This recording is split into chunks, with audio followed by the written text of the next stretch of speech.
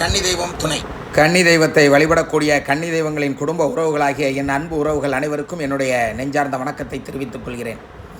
இதோ இந்த ப்ரொஃபைலில் இப்பொழுது அத்தைகளின் பதியோடு சில எழுத்துக்களை எழுதி தந்த அன்பு உறவை பற்றி இங்கு கூறிதானாக வேண்டும்.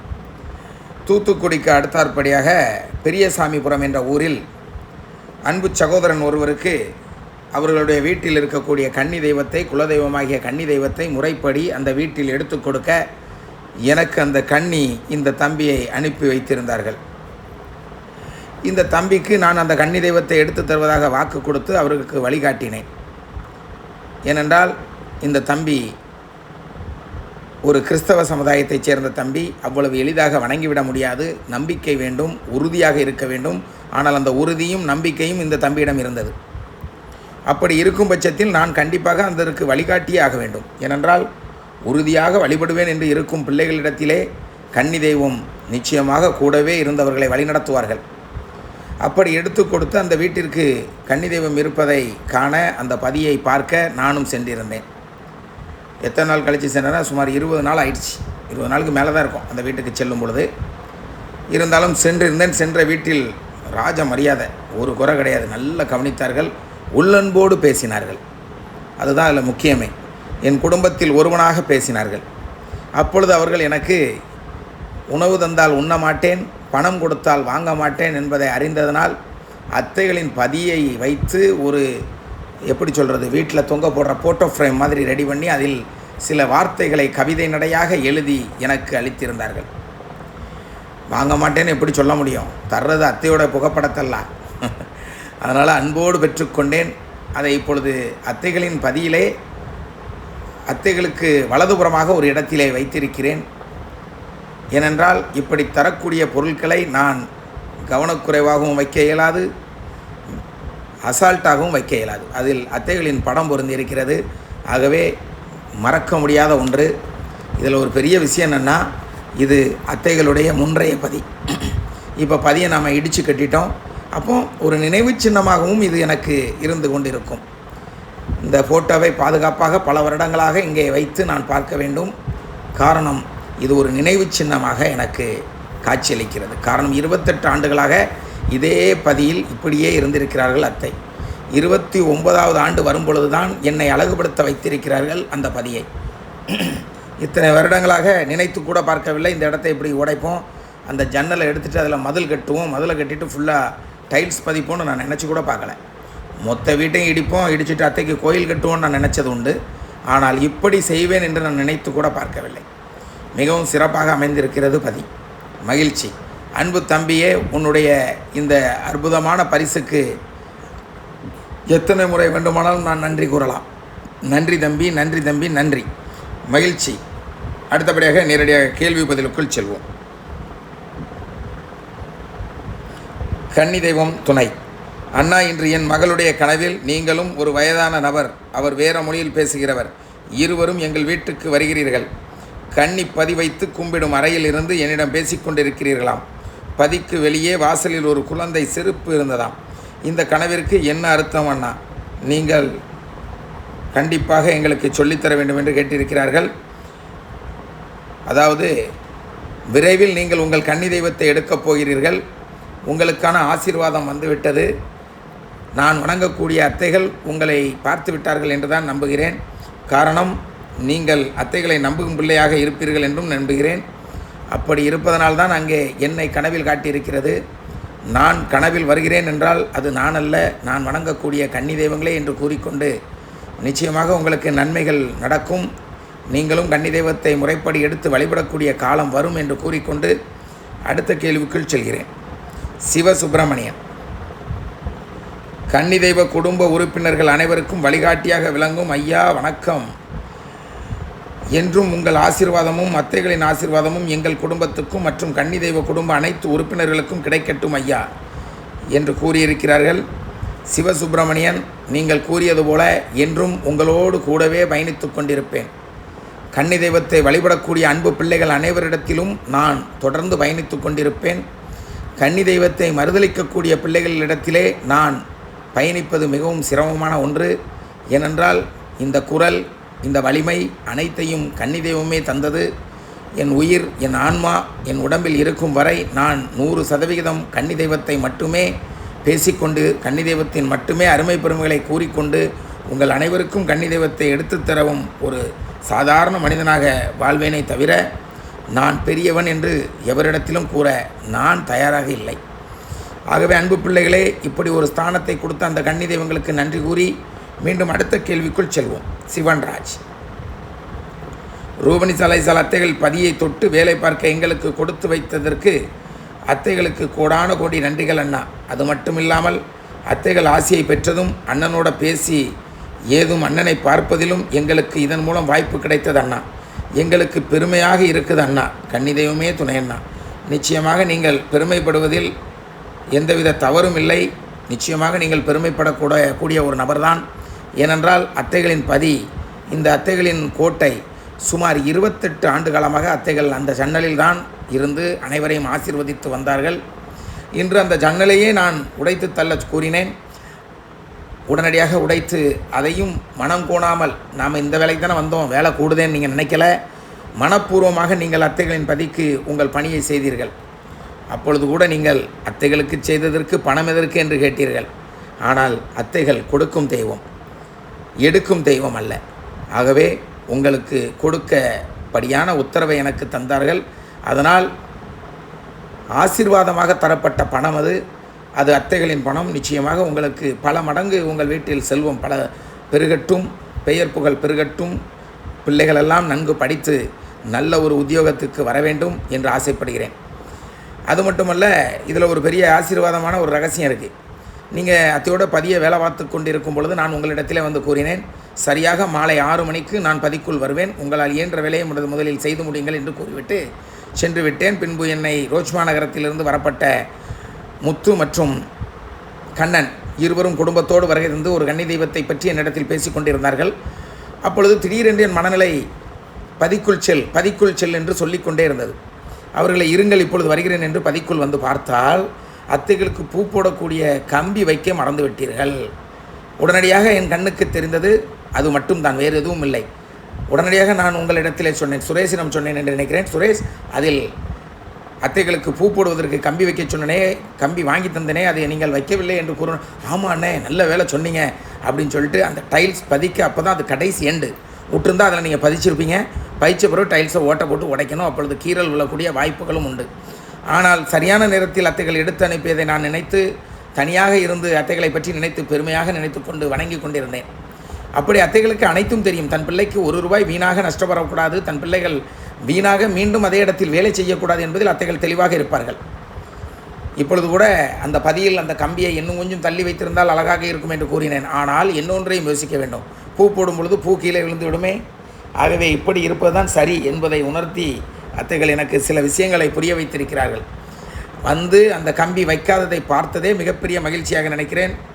மகிழ்ச்சி உறவுகளே, நீங்கள் எல்லாம் பெருமைப்படுவதில் தவறே இல்லை. ஏனென்றால் 28 ஆண்டு காலம் மாற்ற முடியாத ஒரு பதியை உங்களை வைத்து மாற்றி அமைத்திருக்கிறேன். இன்னும் இத்தனை காலங்கள் அது நிலையாக இருக்கும் என்பது எனக்கும் தெரியும், அத்தைகளுக்கும் தெரியும். ஏனென்றால் பல பேய்கள் இங்கே வருகிறது, அடி வாங்குகிறது, முட்டுகிறது. 103 முட்டு, 309 முட்டு என்று பல எண்ணிக்கையான முட்டுகளை இங்கே அந்த டைல்ஸில் முட்டும் பொழுது இதனால் தான் அந்த பழைய டைல்ஸ் உடைந்ததை தவிர, இல்லை என்றால் டைல்ஸ் உடைந்திருக்கவே உடையாது. அப்படியே கதையை ஓட்டி கொண்டு போயிருப்பேன். இருந்தாலும் அது கொஞ்சம் போலியாக வைத்திருக்கக்கூடிய டைல்ஸ் என்பதை உணர்ந்து கொண்டேன். நீங்கள் அதை எனக்கு காட்டி கொடுத்தீர்கள், அதனால் தான் அவர்கள் முட்டியவுடன் உடைந்தது. இருந்தாலும் இன்னும் எத்தனை டைல்ஸ் உடைந்தாலும் நாம் மாற்றி அமைத்து கொண்டே இருப்போம். காரணம், அத்தைகள் பல குடும்பத்தை வாழ வைத்து கொண்டிருக்கிறார்கள். வாழ வைக்கட்டும், வாழட்டுமே. பல குடும்பங்கள் வாழட்டுமே. எத்தனையோ வாலிப பிள்ளைகளுக்கு பேய் பிடித்திருக்கிறது, 1 பைசா காணிக்க வாங்காமல் அவங்களுக்கு பேயை விரட்டி கொடுத்திருக்கிறோம். எத்தனையோ குடும்ப ஸ்திரீகளுக்கு பேய் பிடித்திருக்கிறது. 12 வருடம், 20 வருடம், 34 வருடம் பிடித்த பேய்களை எல்லாம் அடி என்று அடித்து அத்தைகள் விரட்டுவதை பார்க்கும் பொழுது மிகப்பெரிய ஆச்சரியமாகவும் சந்தோஷமாகவும் இருக்கிறது. பல குடும்பங்கள் அத்தைகளுக்கு சாட்சிக்கு சொல்லி கொண்டிருக்கிறார்கள். இது சாட்சி வேண்டாம், அவர்கள் அத்தைகளை போன்று அவர்களிடத்தில் வீட்டில் இருக்கக்கூடிய கன்னி தெய்வத்தை முறையாக எடுத்து வணங்க வேண்டும் என்பதுதான் என்னுடைய ஆசை.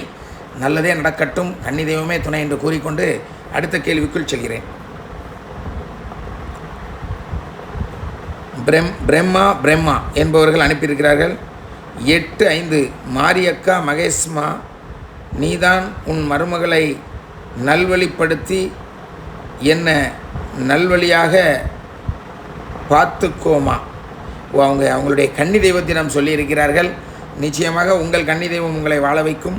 அது மட்டுமல்ல, நான் வணங்கக்கூடிய கன்னி தெய்வங்களும், நான் எடுத்து கொடுக்கின்ற கன்னி தெய்வங்களும், நான் வழிகாட்டக்கூடிய கன்னி தெய்வங்களும், நாம் பேசக்கூடிய ஒவ்வொரு வார்த்தைகளையும் இந்த செல் மூலமாக கேட்டுக்கொண்டிருக்கிறார்கள்.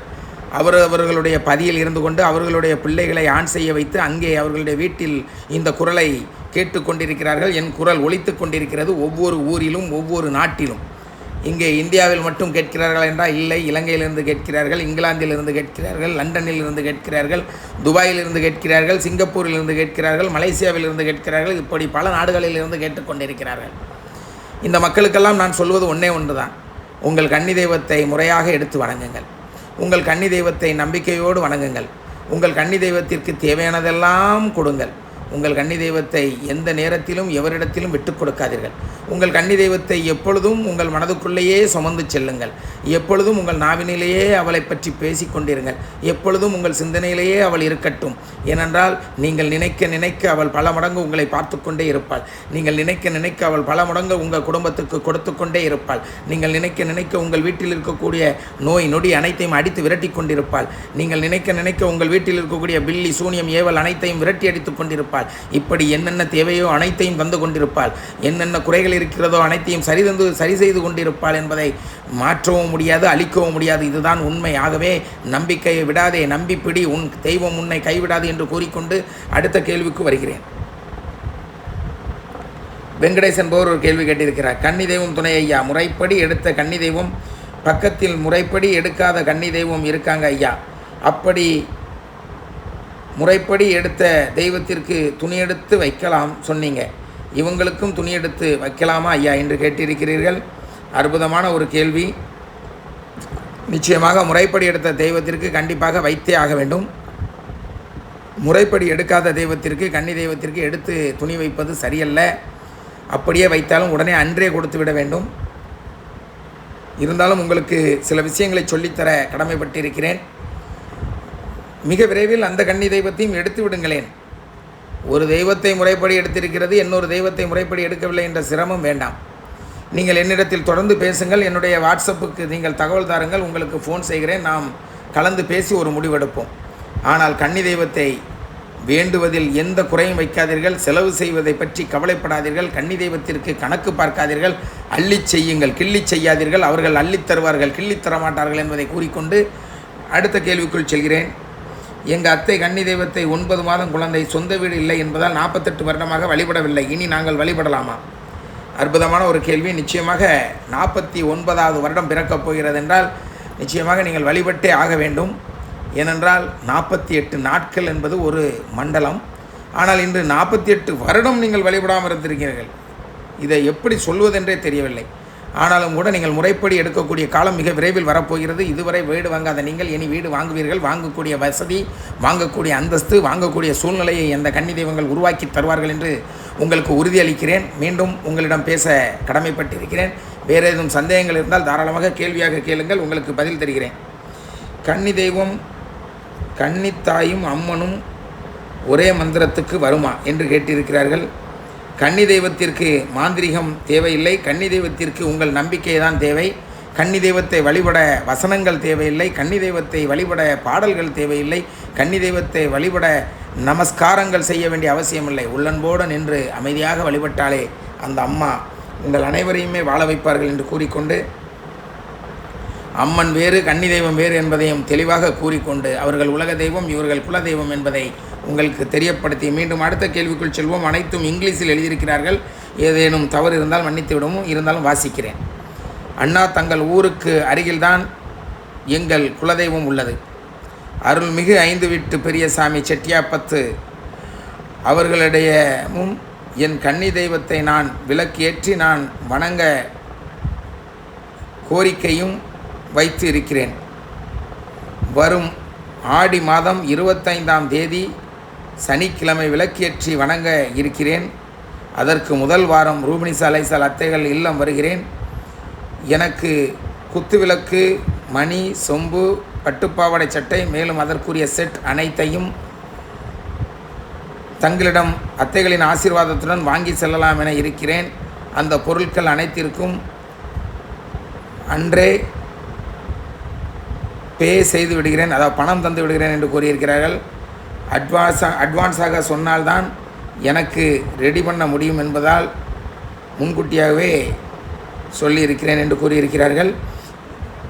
உங்களுக்கு நிச்சயமாக இங்கே டிசைன் விலையில் உள்ள பாத்திரக்கடையில் இதை ஆர்டர் கொடுத்து உங்களுக்கு வாங்கி வைத்து விடுகிறேன். நீங்கள் என்னை ஃபோனில் தொடர்பு கொண்டு நீங்கள் வரும் தேதியை கூறுங்கள்.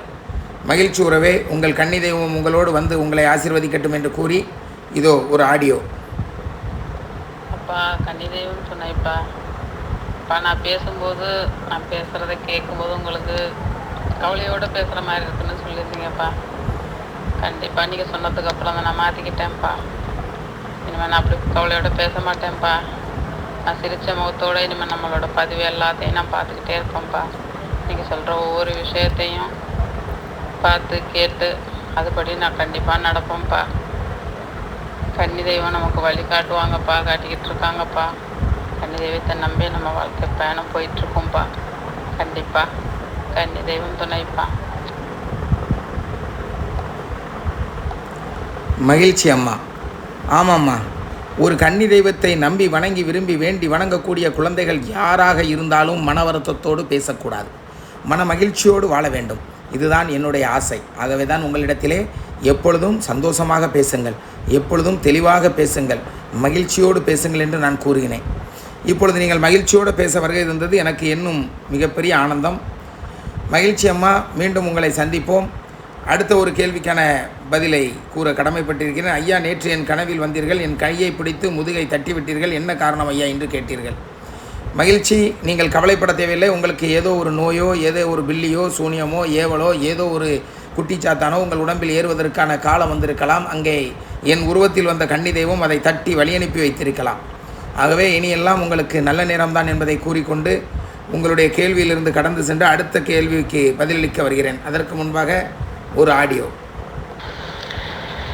அண்ணே வணக்கண்ணே, நான் சென்னையிலேருந்து பேசுகிறேன். எனக்கு ஒரு டவுட்டு, இது கேட்கலாமா கேட்கக்கூடாதான்னு தெரில. இது ஜென்ரலாக கேட்குறேன். இப்போ ஒருத்தர் கன்னி எடுத்து நல்லபடியாக பூஜைகள்லாம் பண்ணிட்டு வராங்க. வருஷம் நல்ல ஒரு கன்னி பூஜையெல்லாம் பண்ணுறோம்.